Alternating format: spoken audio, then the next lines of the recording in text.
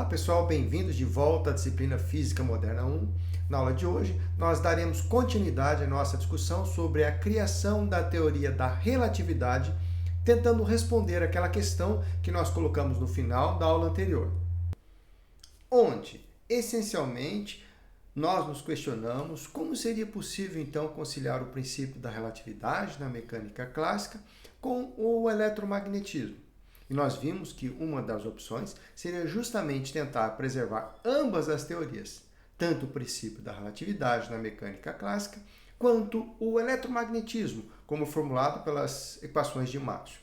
Simplesmente tentando identificar um referencial especial, absoluto, onde as ondas eletromagnéticas se propagam com uma velocidade da luz c, aquele valor constante, conhecido como sendo aproximadamente 1 dividido pela raiz quadrada de μ0, ε0, no caso do vácuo, que é o chamado éter luminífero.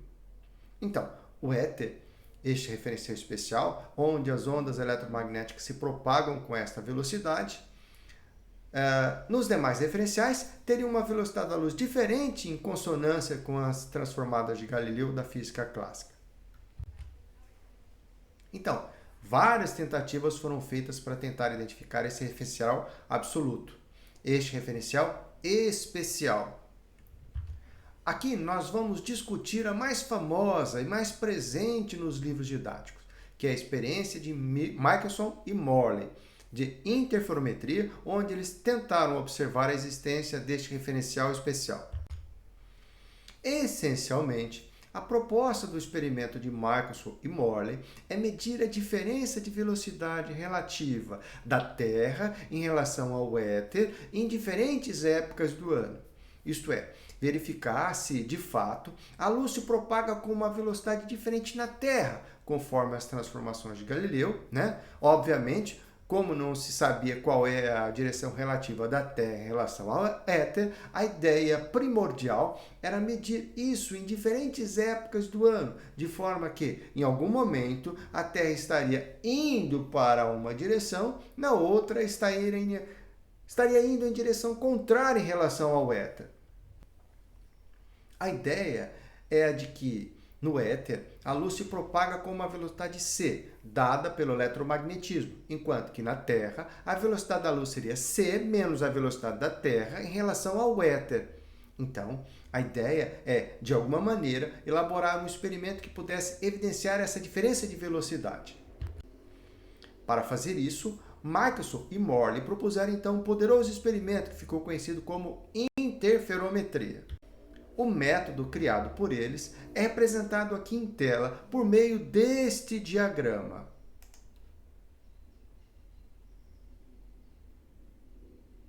Nele, uma fonte luminosa, F, emite um raio luminoso. Essa luz passa por um espelho semitransparente. Então, parte da luz é refletida para a direção horizontal, e parte da luz atravessa o espelho e continua se propagando em linha reta na vertical. Após uma certa distância, L1, existe um espelho totalmente refletor. Então, a luz é refletida e volta novamente para o ponto O, onde está o espelho semitransparente. O mesmo acontece com a luz que atravessa esse espelho. Então, depois de viajar uma distância L2, um novo espelho 100% refletor é colocado. Então, essa luz é refletida, voltando novamente para o ponto O. A fração da luz que viajou na direção de L1 é sobreposta à fração da luz que viajou na direção L2. Ao se sobreporem, elas vão criar um padrão característico de interferência. Nesta configuração, onde os espelhos E1 e E2 estão fixos, o padrão característico de interferência é formado por franjas circulares e concêntricas. Michelson e Morley inicialmente demonstraram que qualquer modificação no experimento, como, por exemplo, o deslocamento de um dos espelhos, ou ainda a mudança de densidade do meio onde está o caminho L1 ou L2, é capaz de fazer com que estas franjas se movimentem trocando de posição. A ideia é mantendo os espelhos E1 e E2 fixos, observar alguma mudança nesse padrão de interferência, conforme esse experimento é, por exemplo, rotacionado ou esse experimento é realizado em diferentes épocas do ano.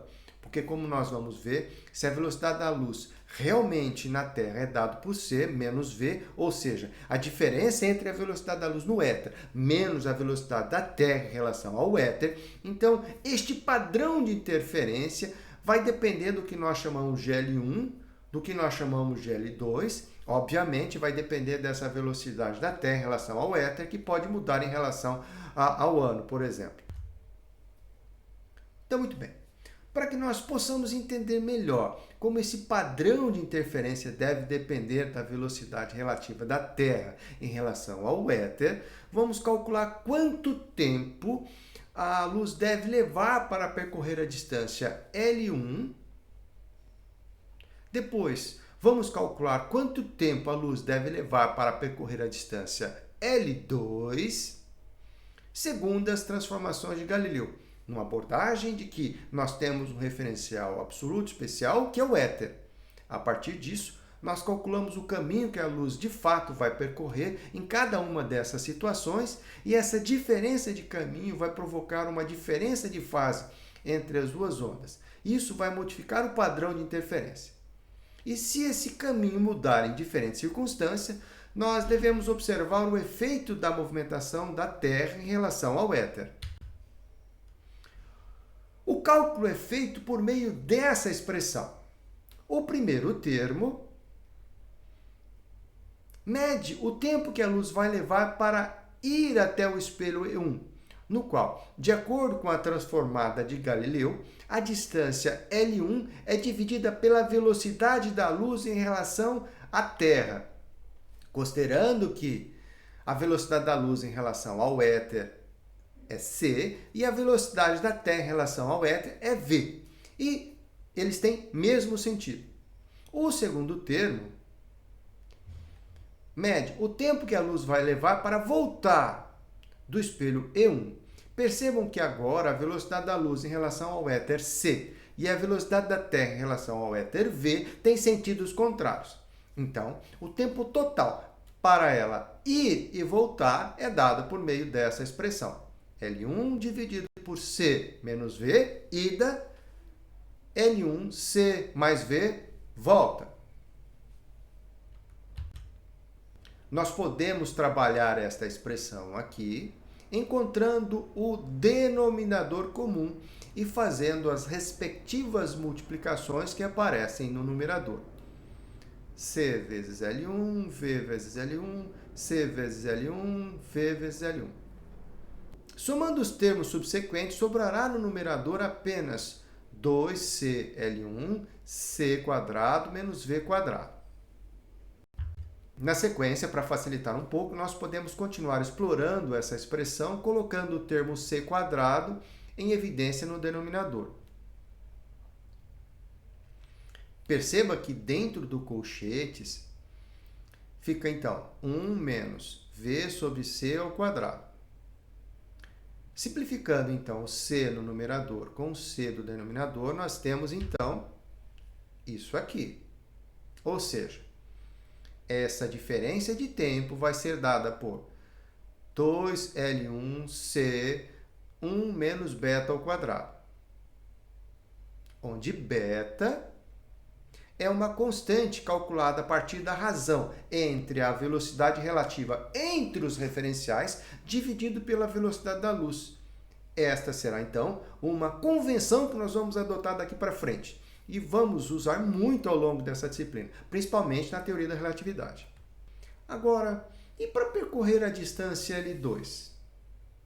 Então, notem que L2 agora está perpendicular à velocidade relativa do nosso referencial, ou seja, da Terra em relação ao éter. Então, o cálculo é um pouco diferente, pois, depois de um certo intervalo de tempo, o referencial ele vai ter se deslocado. Ou seja, a luz vai ter partido do ponto O e chegado até o espelho E2, fazendo essa trajetória oblíqua representada pela seta azul. em que eu chamei de L maiúsculo. A distância L maiúsculo é a composição do movimento vertical, aqui representado pela linha pontilhada verde, e que corresponde ao comprimento L2, com o movimento horizontal, aqui representado pela linha vermelha, que corresponde ao quanto o referencial se moveu enquanto a luz estava indo do espelho semitransparente até o espelho E2. Ele é calculado simplesmente multiplicando a velocidade do referencial em relação ao éter pela metade do tempo que a luz vai levar para fazer o caminho total de ida e volta. Isso porque até agora a luz andou metade do caminho. Perceba que a imagem em tela forma um triângulo retângulo. Deste modo, pelo teorema de Pitágoras, o comprimento L maiúsculo é calculado a partir dessa equação que está aqui, pessoal. L maiúsculo, que é igual a raiz quadrada de L ao quadrado mais V vezes ΔT2 sobre 2. Muito bem. Agora, a luz tem que voltar para o espelho semitransparente para ocorrer a respectiva interferência. De modo análogo, a luz vai se deslocar do espelho E2 em direção ao espelho semitransparente, percorrendo novamente essa distância L maiúsculo, enquanto o referencial se desloca dessa distância V vezes ΔT2 sobre 2. Desta forma, perceba que o tempo ΔT2, que a luz vai levar para ir do espelho semitransparente até o espelho E2 e voltar ao espelho semitransparente, vai ser dado por 2L sobre C. Como o movimento é perpendicular ao movimento do referencial em relação ao éter, a velocidade é ainda a velocidade da luz C em relação ao éter. Na sequência, nós substituímos o L maiúsculo por essa expressão que está aqui. Depois, nós podemos trabalhar essa expressão elevando todos os seus termos ao quadrado, ficando dessa maneira. O que resulta nessa expressão? 4 sobre C quadrado, L2 ao quadrado, mais V quadrado sobre C quadrado, ΔT2 ao quadrado. Neste momento, podemos agrupar para a esquerda dessa equação todos os termos que contêm ΔT2 ao quadrado. Colocá-lo em evidência, nesse momento, surge dentro do parênteses o termo 1 menos V quadrado sobre C quadrado, que nós devolvemos para o lado direito da equação, agora dividindo. Lembrando que beta é a razão de V sobre C. Podemos reescrever essa equação, então, dessa forma, tomando a raiz quadrada dos dois lados da equação, ficando com ΔT2, que é igual a 2L2 sobre C, raiz quadrada de 1 menos beta ao quadrado. Muito bem. Agora que nós sabemos quanto tempo leva para a luz percorrer a distância L1, quanto tempo a luz leva para percorrer a distância L2, nós podemos calcular a diferença de caminho ΔS, percorrida pela luz, emitida nessas duas direções. Lembrando que, de acordo com o eletromagnetismo clássico, essa diferença de caminho óptico está associada à diferença de fase, resultante da combinação dessas duas ondas. Substituindo os valores de ΔT1 e ΔT2 que nós acabamos de calcular, ficamos então com essa expressão, que pode ser simplificada colocando o termo 2 sobre raiz quadrada de 1 menos beta ao quadrado em evidência, resultando nessa outra expressão que está aqui. Notem que, como a velocidade da Terra em relação ao éter é muito pequena, quando comparada à velocidade da luz no éter, ou seja, da ordem de 30 km por segundo apenas, temos que beta será muito menor que 1. Logo, essa diferença de caminho óptico ΔS será muito pequena. Logo, as mudanças no padrão de interferência decorrente desse processo também serão muito pequenas, para que nós podemos percebê-las. Diante deste fato, Michelson e Morley optaram por mudar a configuração do experimento a fim de melhorar a percepção da mudança no padrão de interferência. Então, a proposta era girar esse interferômetro de 90 graus, de forma que nós Trocamos as direções de L1 e L2. Isso resulta, então, que a diferença entre os tempos simplesmente troca. Na tela, o que estou chamando de ΔT1' é o ΔT2. E o que estou chamando de ΔT2' é o antigo ΔT1. Então, a diferença de caminho óptico também vai mudar com essas trocas. O ΔS' vai ser dado por essa nova expressão. E agora nós podemos calcular o valor da mudança da diferença de caminho óptico em relação ΔS nas duas situações, o interferômetro na posição original e o interferômetro girado de 90 graus. Esta diferença é calculada fazendo a diferença entre ΔS' e ΔS que acabamos de calcular. Nessa expressão, note que o termo 2 sobre raiz quadrada de 1 sobre beta ao quadrado é comum e pode ser colocado em evidência.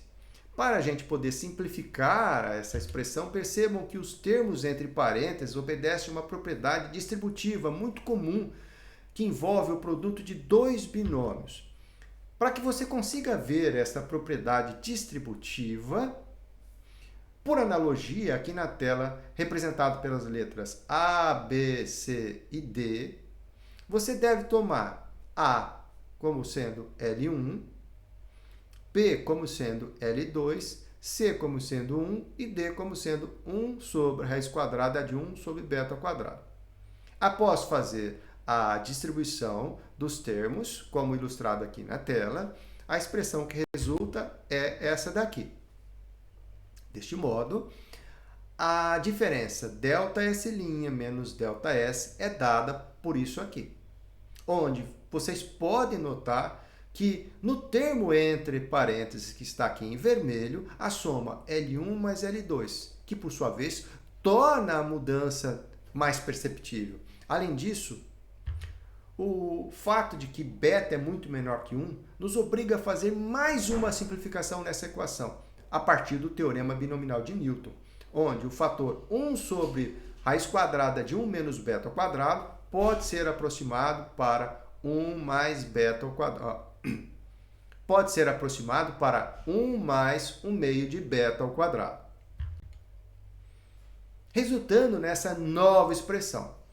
Vamos guardar esse importante resultado, pois nós já vamos utilizar na sequência. Se agora nós calcularmos a razão entre a diferença de caminho óptico efetiva entre as duas situações, ΔS' menos ΔS, em relação ao comprimento de onda da luz utilizado, nós temos que o efeito relativo dessa mudança, que nós vamos chamar aqui de ΔM, é o que vai nos mostrar o quão perceptível, o quão sensível é a mudança no padrão de interferência. Na imagem em tela, você vai conseguir perceber o efeito da mudança no padrão de interferência, que é provocado quando a diferença de caminho óptico efetiva é causada pelo deslocamento de um dos espelhos do interferômetro. Nesta modificação do experimento, um dos espelhos fixos é substituído por um espelho móvel, cujo movimento é governado pela ação do parafuso micrométrico de um micrômetro. Nesta situação, sempre que o valor de ΔM é alterado de uma unidade, cada uma das franjas de interferência observada troca de posição uma vez, de tal modo que o padrão de interferência se repete. Agora, se o valor de ΔM é alterado de meia unidade, as franjas claras e escuras trocam de posição. Dessa forma, fazendo a aproximação de que o fator 1 sobre raiz quadrada de 1 menos beta ao quadrado pode ser escrito como sendo 1 mais beta ao quadrado, na expressão de ΔS' menos ΔS. E calculando a razão em relação à lambda, temos que o ΔM vai ser dado por esta nova expressão.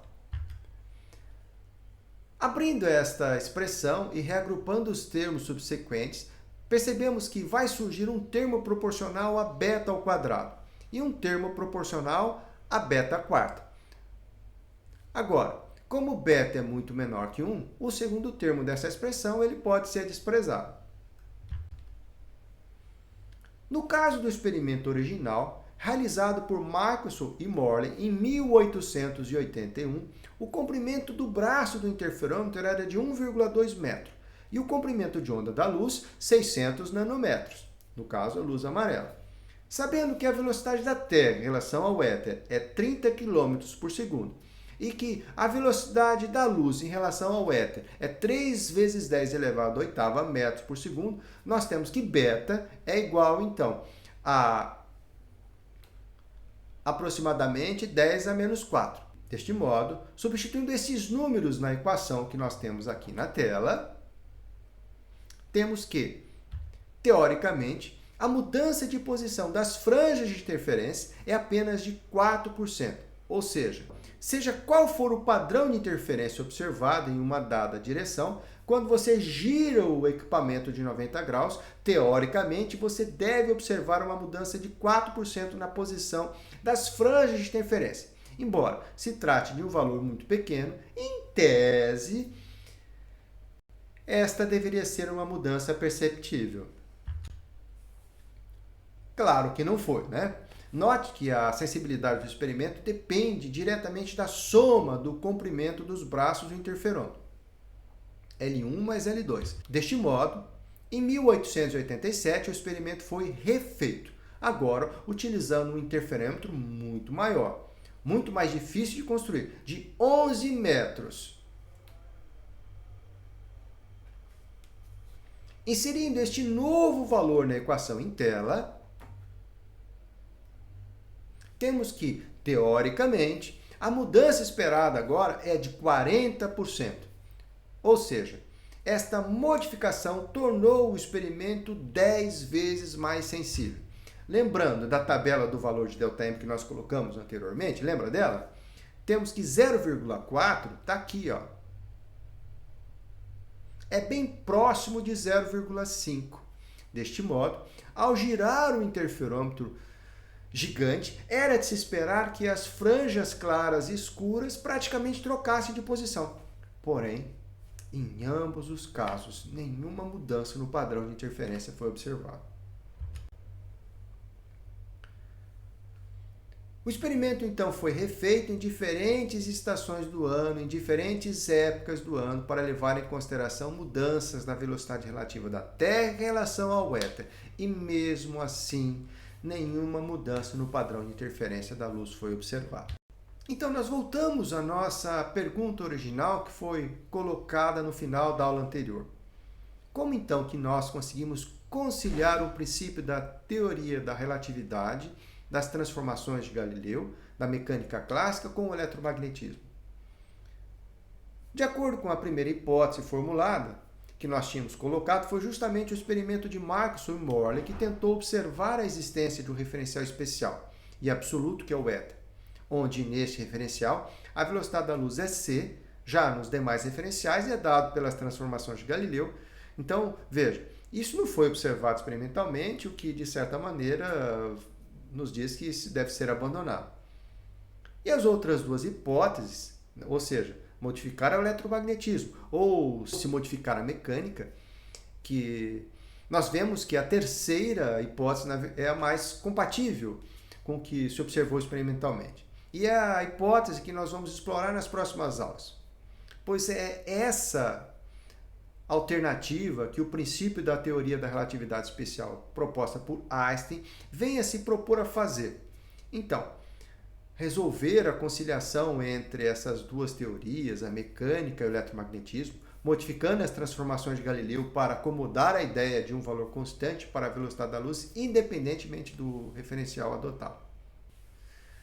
Então é isso, pessoal. Espero que vocês tenham aproveitado essa aula e nos vemos na próxima. Um abraço!